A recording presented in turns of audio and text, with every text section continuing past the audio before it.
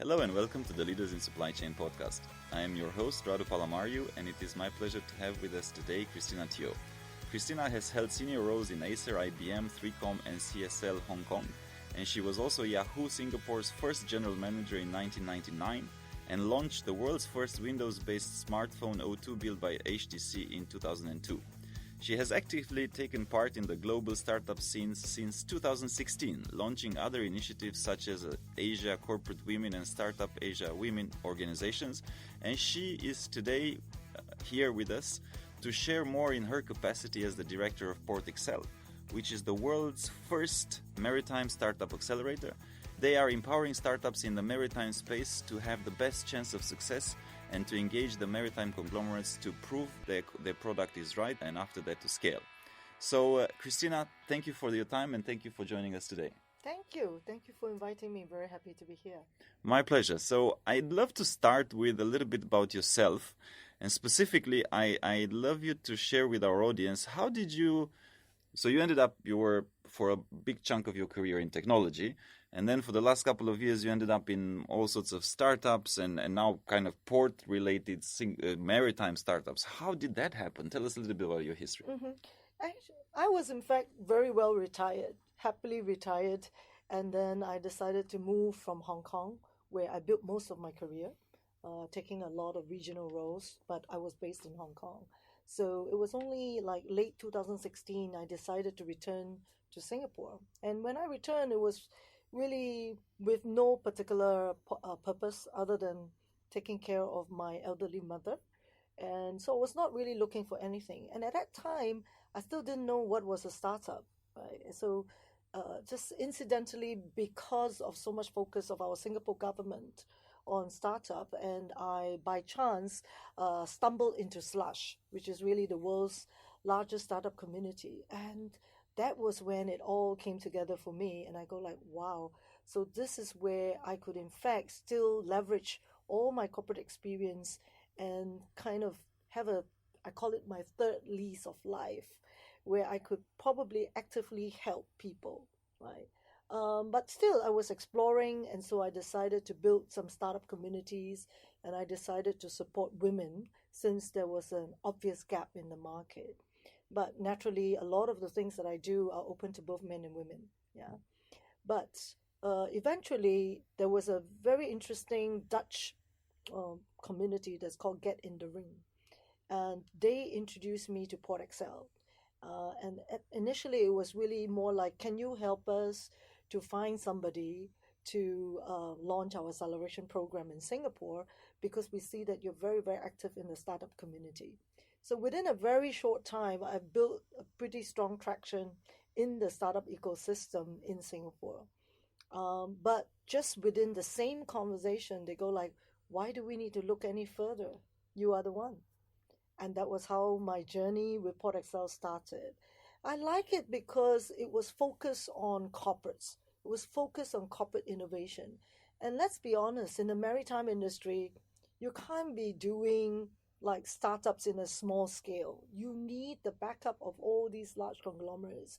You can't really test ideas with SME, small little freight forwarders or small little supply chain suppliers, right? You really need to work with the big guys because they are the ones who is really controlling this whole complex infrastructure. And that really intrigued me. I believe that all my years in the corporate world, the kind of strategic thinking that we have is going to bring a lot of value to this digital transformation. And so even though I didn't have an idea of what an accelerator is, as much as I was very involved with the startup ecosystem, the role of accelerator was still new to me. So again, I kind of wanted to jump into this and say, now, instead of talking about it, instead of telling the startups, oh, you should go to an accelerator, why not be one, right? And really get involved and see how it works. So that's how I started my journey with PortXL since December 2017. Yes. Fascinating. And I mean, you definitely strike me as a doer, so that's for sure. But also what's fascinating is the fact that, you know, you have been a corporate career-driven person for most of your life, and then Now you've moved into the startups, but startups in maritime or in shipping or in logistics is a very different type of a beast, and I like how you added that, and I might build upon that even if it wasn't necessarily my intention, because it is asset heavy type of an industry. And for a startup, it's not like you start another technology company like Google or Amazon in your backyard, and then you just scale up, and then no, it's not so much. I mean, not everybody has access to a port, for example, right? Yes. So I'd love you to also go a little bit more in details and tell us about PortXL. How is it structured as well? How do you accelerate startups? Who's some of the partners and the major ports behind it? Just so that our audience knows a little bit more about it. So naturally, Singapore is in fact our third location, right? We're headquartered in Rotterdam, and we have another satellite in Antwerp, which is very, very active. And then we added Singapore. And technically, although I joined in December 2017, the Singapore operation and the team was really only built since August 2018. So within a very short time again, we are going to have our shakedown or demo day April 2019 right now. I mean, as we speak, we're in the middle of preparing for that. So all this happened quite quickly. What I really love about the formula of PortXL is the focus on B2B startups, right? So we are not about, although we're very much into logistics, but we're not about the last mile delivery. And the startups that we attract are not B2C startups. So for B2C, it's pretty easy, right? If you're very good in digital marketing, if you understand consumer marketing, you could actually build something overnight. But when it is B2B, partnerships, strategic collaborations, pilot testing, these are all phrases that are, and key points and key milestones that these startups need to go through. And one of the things why our startups give us very, very high ratings is because as a startup, when nobody knows you and you start knocking on doors of maritime companies, really, they don't even start opening your email in the first place. So when you come through the gates of PortXL, at least, you get the attention of these maritime companies right away, right? Even before you get selected. When we are doing our validation, we involve our corporate partners right from the beginning. So these startups, they actually get instant feedback from our corporate partners. Who are our corporate partners? We focus on 4 sectors, right? So we focus on ports for sure. We also focus on logistics, shipping companies, energy companies, chemicals, refineries. So it's a pretty broad scope of what we call maritime and ports, right? And so every cycle of our program, we start with scouting of startups for sure. And again, they have to meet certain very stringent criteria. One of them definitely B2B. And they really do need to have a product in place. It's not just an idea that you just suddenly wake up with or something that you cook up in school. So that's not the kind of startups that we admit into our process. So scouting takes already an easy 3 months, simply because it's not that easy to find this sort of startups that meet our criteria. And we even involve our corporate partners in our scouting process as well. Then during the validation calls that takes place, say between 2 to 4 weeks, right? Our corporate partners sit in the calls with us, have Skype calls, because startups from all over the world can choose any of our 3 locations. They can choose Antwerp, they can choose Rotterdam, they can choose Singapore.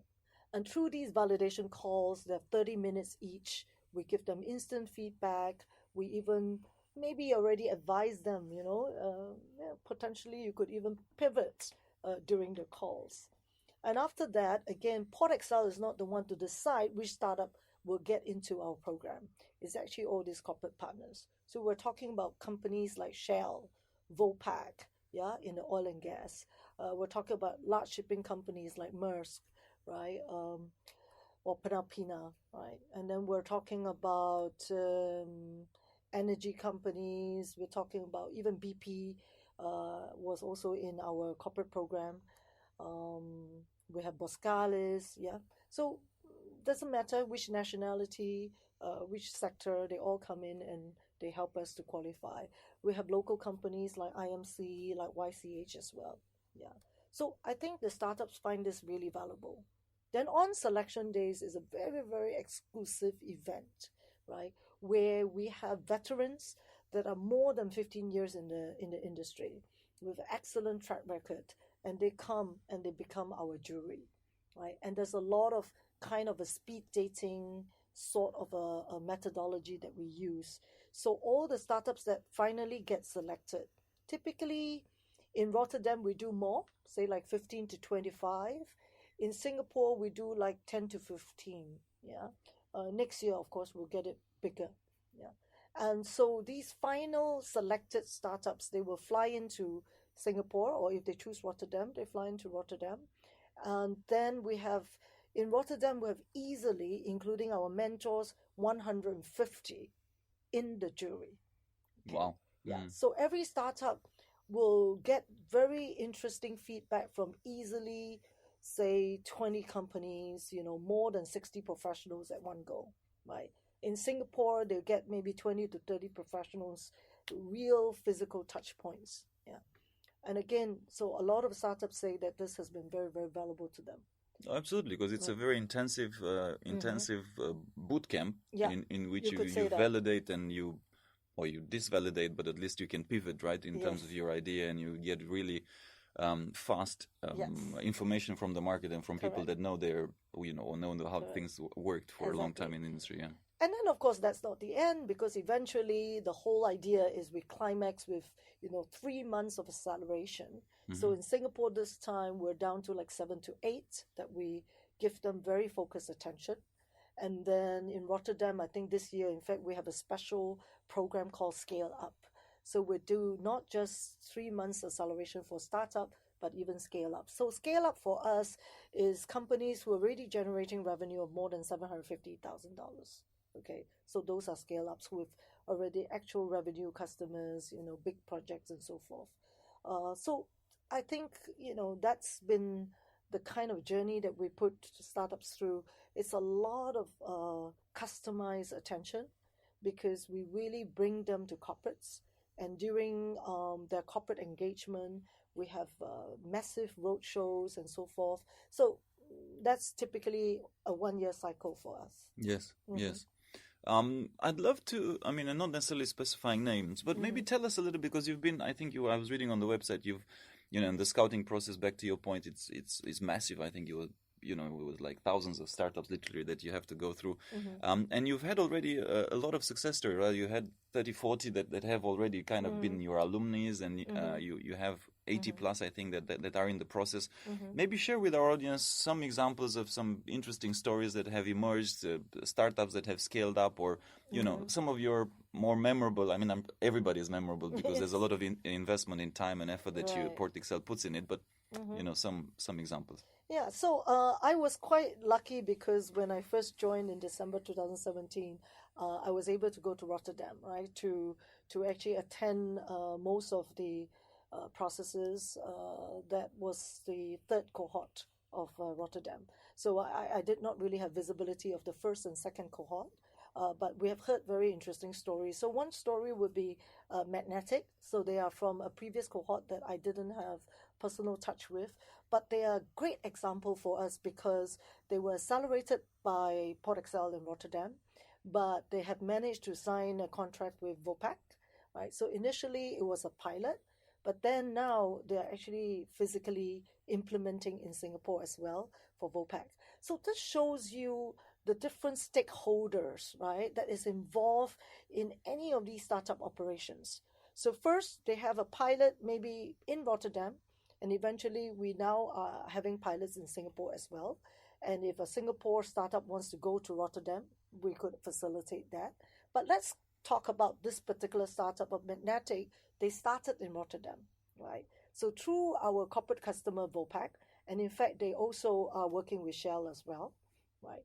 And so initially, the idea was not exactly immediately obvious to our corporate partners, but it was through all these facilitated arrangements that PortXL did that suddenly our corporate partners say, okay, this was not really one of our problem statements. But you know what? This is in fact an amazing solution that's going to help us to save a lot of money. Yeah. So what does magnetic do, right? It's a certain kind of magnets that helps to reduce the density of the scaffolding and therefore the cost of erecting scaffoldings, right, for oil and gas inspection, storage tanks inspection. So this was not something that people would think about disrupting for innovation. All right, you probably say, what has magnets got to do with innovation? Yes, right? yes. But in this particular case, because of this magnets, they realized that this was something that their scaffolding suppliers could actually work with. And there lies the issue with many innovation examples. Sometimes it's not about even the corporates not recognizing that innovation possibility. Is because they need to go through some of the third-party suppliers to implement a solution. And so this solution, in fact, took more than a year to commercialize because the scaffolding partners that Vopak and Shell use were not really immediately enthusiastic about the solution, because lesser scaffolding means lesser revenue for those suppliers. So eventually our corporate partners have to step in and really spec it into their specs. And that's how then things take a ramp up for our startups. But that's a long journey, right? And that's a typical pattern for any B2B startups. It is a long selling cycle, it's a long negotiation cycle, it's a long development customization cycle. But once the deal is sealed and seen and done, once it's proven, then going to another country is going to be a lot easier. And that's what happened to Magnetic, right? That's why Vopak and Shell are taking them to different countries. And so we're very, very happy that we were part of that equation. And that's when, sometimes people overestimate what innovation means, right? If we can do the same old thing, simpler, easier, less manpower required, and we can save costs, that in itself is innovation. And I'll just make a quick note, because I don't know how many people know about Vopak, but it's basically and I've had the pleasure to work with them in the past, and I know that the CEO of Asia at that point, Patrick Van Voort, who's now the global head of operations, so he was saying that we're one of the largest companies that nobody heard of, and they are actually the largest storage, or I think they're the largest storage company for oil and gas and products. So it's a very large company, and obviously it's also they're dealing with extremely inflammable liquids, right? So then it has to be very cautious. They have to be very cautious in terms of implementing and it's sort of new innovations and creative solutions. Shell the same. Obviously, there's been some major trouble in the oil and gas industry. So I'm very happy that you mentioned that, because that part with B2B and with getting in, and a lot of the times it's these big players making a condition for their existing suppliers to implement innovation, right? It's not directly the startups going to the big corporates. It's going to the supplier to the big corporates, or to the supplier to the big corporates, right? But because of the big corporates are driving the whole chain, they're driving the whole process, they can impose certain conditions with people like yourself or with other people that are mitigating and coordinating those conversations to help the whole industry move forward. In fact, this is just one example, right? Because in this case, the stakeholder was a third-party contractor. But very often in the actual B2B kind of projects, you may also get into this issue of involving a lot of stakeholders within the corporate partner company, right? So imagine how many divisions there are in Shell, right? So that kind of patience is also required. Getting buy-in from one division after another. And sometimes you don't even know where to start and how to continue, right? So it is nice that some of our corporate partners have an innovation team. So they are a great influencer. But not all corporate partners have that kind of innovation team. So that's another very critical point of success that we found out. And I do want to continue to speak a little bit more about Vopak, and then maybe also share a very good example of a Singapore partner, all right, or a Singapore headquartered partner, IMC, right, who is also one of our corporate partners in Singapore. Why do I want to do that? Is because one thing is Vopak has illustrated an amazing spirit. When I first joined PortXL, in fact, they were the first one to say, we're in and we're so glad that you're in Singapore. So in fact, they taught me about PortXL, right?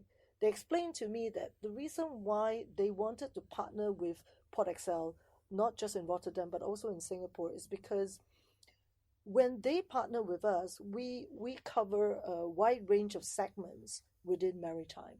So then we actually cut away the silo effect. Some corporate partners, they want to do their own innovation program, but then what happens is you only attract that vertical silo, right? And innovation is supposed to break boundaries, right? So sometimes a startup may start with a particular segment as their focus, but in fact, their technology can transcend over different segments. So if the corporate partner is visionary enough and has the right innovation champion to help them, right? The whole idea about startup is they don't know everything about the maritime industry. It's not possible that they know that. So they do need this guidance from the corporate. So if a corporate partner is very open-minded and has the right people behind to really want to make a difference, they can also add a lot of value to the startups. And I think that's what Vopak has shown us, that enthusiasm, that spirit of wanting to find all these nuggets, these interesting startups, and help them to kind of shape their solution, right? Obviously, there's a lot of customization required, but that's the kind of knowledge that a startup would need from a corporate partner. So then I come to a local example like IMC as well.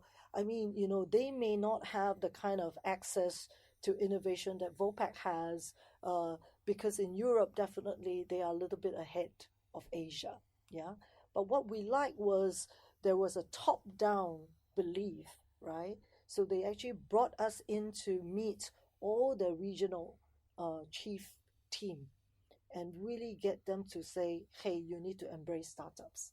So we were actually our startups were brought into the regional planning kickoff session this year, right? So that they could actually have breakouts and really discuss about what can we offer, what are your problems that you're solving, and kind of take the solution a little bit broader. I mean, this is very strategic thinking, a very open-minded approach to innovation. And this are the kind of opportunities we really jump at. And if I can chip in my 2 cents on it, and from where I sit as a consultant to the industry in some ways, from an HR as well as from a management consulting perspective, it's in a lot of ways, the maritime or the transportation industry, let's call it in general, and I don't want to overgeneralize, but it's been set in a certain way for a long time. So changes have been harder to make, for example, if we had to take technology or other industries, which is much faster moving, and also because it's asset heavy. And in reality, what I have observed, and I don't think, there's been a lot of reports written on this, is very difficult actually to make new or to come up with new ideas from within the system. So actually it's very smart to invest in startups, to invest in companies, in people that are outside of your ecosystem, that can look with fresh eyes, with fresh views, build upon the expertise that you've got with the mentors and with the people that, you can't be disconnected from the reality, right? But also you cannot innovate. It's not as easy to innovate from within. So it's much better actually to invest in those startups, and it tends to work much better than to try to do the same within your ecosystem, because it's more less likely. And I'd love also, maybe tell us a little bit about your mentors, because I know that you have a lot of mentors in the different 3 locations. You have a very impressive list from the government side to the port side to the corporate side so how do you select them? How do you engage them? Right. I think we have a broader diversity in Rotterdam, just because really there is a greater pool there, right, from all sectors. In Singapore, interestingly, because Singapore is an Asia-Pacific hub, so it's not always easy to get people to sign up for mentorship, okay, because they're traveling most of the time. Yeah. But having said that, I think we are pretty honored to have very, very supportive mentors. what is the role of a mentor, right? First of all, they really help the startups to clear their thinking, okay? Because sometimes a startup may come in as a vertical segment, or sometimes they could come in as a horizontal technology, right? And so we always encourage them to focus. And this is where mentors can add value to say, hey, we think that the market potential, right, based on what you're providing, could be better suited to which portion of the market. So that's definitely a very valuable insight that they can offer to the startups. The other thing is, of course, PortXL is about business opportunities, right? We're not trying to help an entrepreneur to pitch better for the sake of pitching better. We are also not overly focused on fundraising. That's not the purpose of PortXL. So what we want is to help the startups to get pilot projects, to get real business opportunities. And that's where mentors help to open doors. Yeah. So we cannot claim to know everybody in the ecosystem. So that's when we do call on the mentors and say, hey, do you know somebody who may be interested in a solution like this? Or when they mentor the startup, they're building a relationship with the startup. And very often, of course, during the 3 months of our acceleration, some of our startups will pivot. They kind of have to pivot, right? Especially if they're targeting maybe this market. If they're targeting Europe, maybe the requirement is different. So again, mentors play a big role in that as well. Yeah. So we have mentors like from BP, for example. They really like our startups, and they were like, okay, what am I going to do with this particular startups that's dealing with fishing boats? It's like, what has fishing boats got to do with BP, right?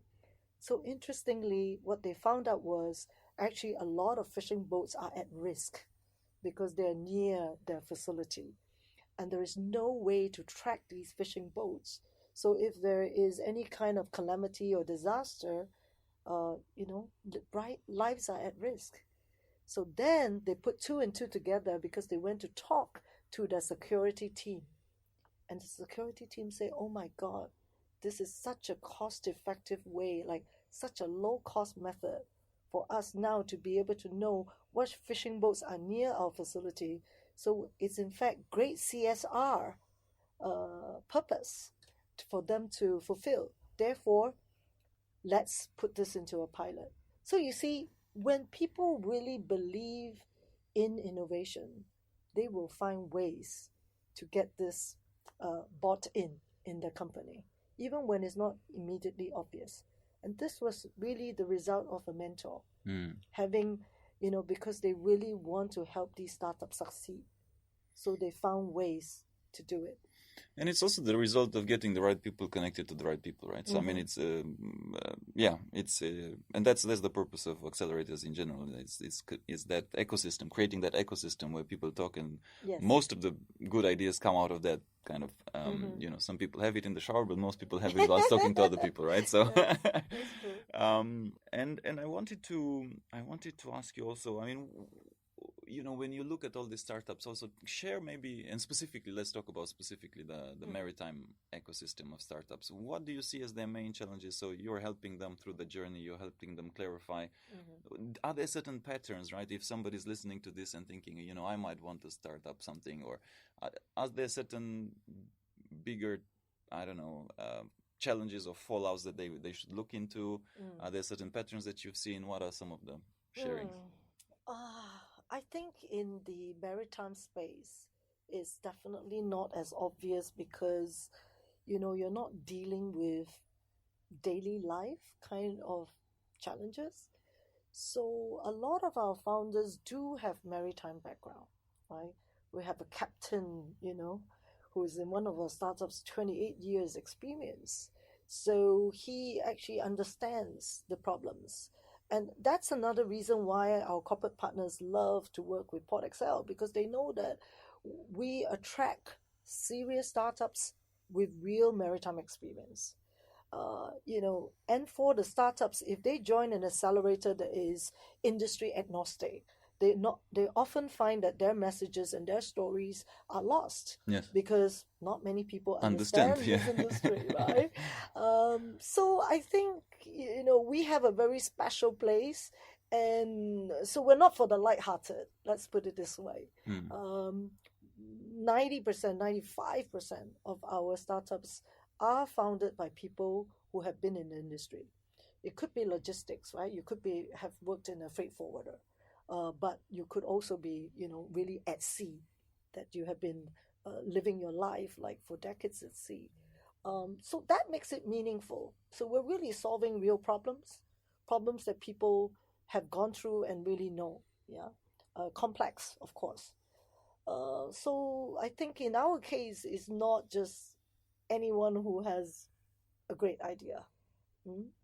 Having said that, and exactly because of this, that they need our help to open those doors to big conglomerates, because maritime companies tend to be pretty complex to navigate. Even they themselves do not know everybody within the company, right? So for us to find the right division and the right person to help them, that's the role we play. So I would say this is an industry that has immense potential. I mean, if you even just digitalize a very small section of a process, it will go very far. So I think the reward is big, but the effort is also very big. So it's not for the lighthearted. Yes. I mean, and for the audience, we've just witnessed a few pitches before we went live, and when you look at the result and the return on investment, is mind-boggling, right? In terms of you can save millions of dollars on the first test. It's just that to implement that test and to get the buy-in from the management, because there's people's lives at risk, is not as straightforward as, I don't know, to do a new solution on a supermarket rack, right? I mean, I'm just giving an example, right? Not that supermarkets are less important, but it's not people's lives at risk. Correct. So it's an important distinction to make, and obviously it takes longer to implement these things. And but again, I mean, as industry specialists ourselves, and I see this across the different aspects of supply chain. So whether it is shipping or whether it's logistics or aviation, for that matter. When I say aviation, is the cargo side, not necessarily the passenger side, also the passenger side. Whether it's transportation in general, it's an industry, and it's a field that's needs change. Yes. That digital solutions and digital transformation is coming to it. Yes. It's traditionally not been exposed so much, or it's still holding back. And a lot of you look at trade, you look at customs, you look at, I mean, also from an government perspective, is very paper-based, right? Bill of lading. I mean, some of these things are very archaic in nature by design, almost. But also therein lies the opportunity, because you can make a much bigger impact in there than, I don't know, in again, I don't want to use maybe comparisons. It's much more impactful. It may take longer, but it's also more rewarding if you operate there. I think it's happening, right? I mean, the key word is transparency. Maybe before there was a lot of resistance to transparency because there wasn't really a solution, right? But I think today you do have solutions. So then, it gives that resistance a lot, you don't have a good excuse now not to be transparent, right? Obviously, in terms of business relations, there's still a lot to go, right? But I do believe that we're moving towards more transparency. And this is going to be more and more empowering. It's going to be, something that now it's not a problem of technology anymore. It's not that we don't have the technology. It's if companies are willing to kind of take a new look at how they can work with data, right? How they can use data to properly manage their operations, and best of all, to reduce costs. They all are under pressure to reduce costs. So I think it's gone are the days, the good old days of shipping, where everybody was making a lot of money, high profit, and therefore, we don't need to look at all these problems. But today they need to, right?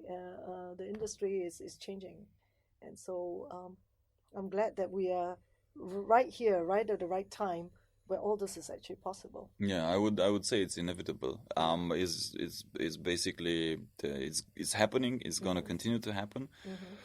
It's just a matter of time, and some people will resist it more than others, and whoever will resist it eventually will have to give in. But I'd love also to shift a little bit the conversation and talk about the human side of things in a sense of also skill sets, mindsets.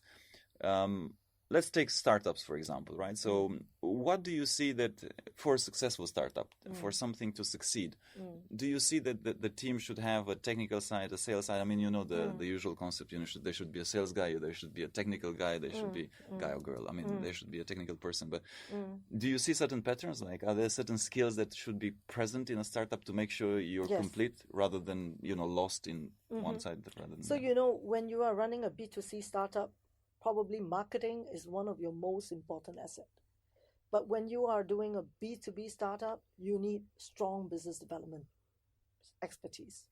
And I would say across all the startups that we have, or any typical B2B startups, business development is their weakest. Yeah. What does that mean? Because when you're working with large corporates and you're trying to, whether you're piloting or commercializing a large project, business development takes a very different terminology, right? The ability to size the potential problem, the value of that problem, to build a business case for the company to be willing to work with a small company, a startup company that may not have a very strong track record, because corporates tend to want to be safe, right? The good old days of if you don't use IBM, you may be at risk of being fired. Actually, it's similar. That mentality still remains. Oh, yeah. Right? So why would I work with a startup if that may risk me losing my job? And that's still what we face now. And then it's not just that one person who's going to make that decision. There's so many people, right? Because you can't build a case if you don't understand the problems from each of this so-called supply chain, this whole value chain of people that are involved. Right? Yes. So therefore, a very good business development person, and I hate to say, Asia is not known for that. Right? You can find maybe large corporate strategic selling people a lot in the States, in Europe. In Asia, we're not known to have this kind of skill sets. Not many of us have. So how do you pitch large projects and actually co-create? That's the other thing, right? Not every problem is that obvious to a corporate. And not every solution is immediately obvious to them also. Because innovation is not something that they are also trained to think or work with at a corporate. So kind of imagine the role that the business development needs to take on to work with that, right? And that tangible amount of savings need to be articulated before a corporate will say, okay, I'm going to give you a contract. And it's not a one-time contract, it's an annual contract. Most of maritime startup contracts are not for one-off. Typically, you do sign at least a year, if not 3 years. And a lot of these innovation work requires maintenance. So you do need ongoing maintenance as well. So you can imagine, as much as we're saving millions of dollars on every one small little solution, but when we implement the project, it impacts a lot of divisions, a lot of processes. Yeah. So therefore, no corporate's just going to sign off a one-time deal. Yeah. Yeah. So I see that as, in fact, the biggest critical success factor. Right? It's not even about funding. In fact, that's the other interesting thing about B2B startups. I think that if you are able to have that strong business development expertise, get a good project, you almost can self-fund, even from your very first project. Yes. And one customer can keep you very busy. Yes. Excellent. Very fascinating, really. Thank you for that input. I hadn't thought about it from that angle. And if you were to look also at the skills needed in the next 5 years, right? So let's talk in startups. Obviously, they are more entrepreneurial, more visionary, and I'm pretty sure that these digital skills are going to be more and more prevalent. But also, let's take for a moment the corporate world, right? And the people that you're interacting on the corporate world tend to be the innovation arms and all of that. But do you see as do you see certain patterns like this? These big companies, they will be needing certain types of skill sets more and more to also implement or maybe change themselves as a company, or do you see certain patterns? Yeah, I think mindset is very important. Well, maybe it's related, mindset and skill sets, right? Because Yeah, definitely. Nothing wrong with someone having worked in the same job for many, many years, which is what you will see in the maritime industry typically. Somebody who's maybe in the same department for many years. Yeah.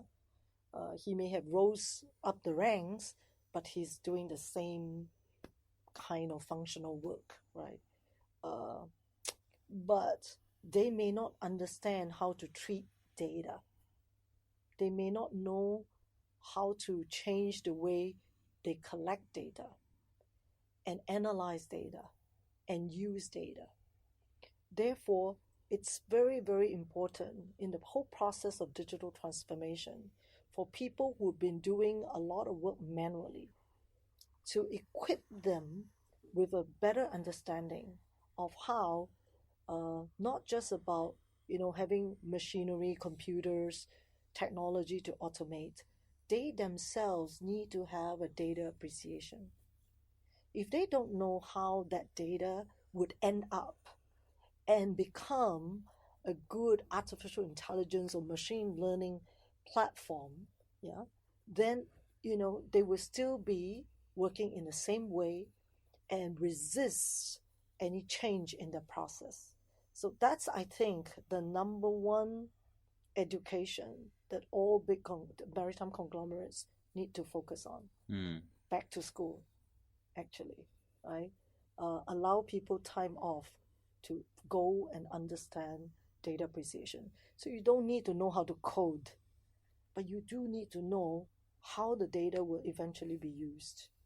And in a whole myriad of complexity of how it all interacts with other data that maybe is not, you are not the owner of the data, but you need to know how the data that you collect is going to interact with the data that's collected from another division or another source. I don't think a lot of people think about that. They don't think about the fact that even though you can digitalize everything, but the people are the ones who are still thinking, right? And the people are still the one that's required to implement all these processes. I mean, it's interesting that you mentioned that because and you attend a lot of conferences, I go to a lot of conferences, and it's that the common denominator usually is technology, right? Technology this, technology that, AI, whatever, digital transformation, blockchain, machine learning, all these buzzwords, automation, right? But fundamentally, and really back to the principle of it, is you can have whatever technology you like, but if the change management piece, which is always related to the mindset of the people implementing those technologies, is not right, and they don't understand why they're doing it, or furthermore, in many cases, they are afraid that that technology will take their job, or they will be fired, or they will be automated. It's unlikely that they will make it work, right? They will figure out a way to sabotage the whole thing, so you can have the best of systems. Exactly. There was I think a quote that a motivated team of people with Excel will beat a demotivated team of people with the most advanced AI tool. It's true. And it's very little. It's in some ways interesting, but in other ways it has to change. It's very little that, or not enough importance, not little, but not enough importance that companies put into this human element to the technology change, to the digital transformation change. And it's interesting that you mentioned it as well. Yeah, and I probably want to add to this mindset thing about, I have a favorite hashtag, which is test and learn, right? And I've been in corporate for more than 2 decades, and working for big companies like IBM, Digital 3Com, I definitely know how complicated corporates are, the metric systems, etc. So, when you're working for big companies like that, it is inevitable for you to feel that you are such a small cog in the wheel, right? That you're not going to be able to make any changes. So it is so important in every corporate culture now to have to really empower the employees with this test and learn attitude. So in the last 2 years, I have learned how to scale, how to start something with this attitude. And when you know how to do that, a lot of things can happen, which also means you need to have the agility, right? the persistence to be able to kind of reiterate, be willing to reiterate. But you can still plan your reiteration, right? Some people think, oh my God, then I'm putting the whole company into chaos. No. Test and learn doesn't mean that you don't know exactly what you're doing or where you're going, right? It just means that you are taking measured steps in knowing exactly what you're testing and what you're prepared to learn from it, and then what you're going to do with your learning. Right? It doesn't stop there. And that's what I found very, very powerful. If companies adopt this lean startup attitude of test and learn, that's something I'm hoping that these companies will also bring on board so that the people can scale up. Yes. It's my hope as well. And it's interesting because on the headhunting side and on the executive search side of our business, when people typically when they come to us with a transformation project and I say, okay, we want you to find us the CEO or the president or whatever, they almost always say, okay, we want somebody that has done transformation, entrepreneurial, But then when it actually comes to the selection process, you figure out that they want Apple for Apple. And I'm like, guys, you talk a big game, but actually, you're not exactly walking the talk. True. But it's slowly changing. Thank you for listening to our podcast. If you liked what you heard, be sure to follow us on radopalamario.com/podcast for all the show notes, links, and extra tips covered in the interview. Make sure also to subscribe to our emailing list to get the news in the nick of time. If you're listening through a streaming platform like iTunes or Stitcher and you like what we do, please kindly review and give us 5 stars so we can keep the energy flowing and get more people to find out about our podcast. I'm most active on LinkedIn, so do feel free to follow me to stay tuned for our latest articles as well as future guests for the podcast. And if you have any suggestions or any other idea, please feel free to write to me. I respond to all. And also, please make sure not to miss our next episode where we will be having a few other C-level and top leaders in supply chain joining us. Stay tuned.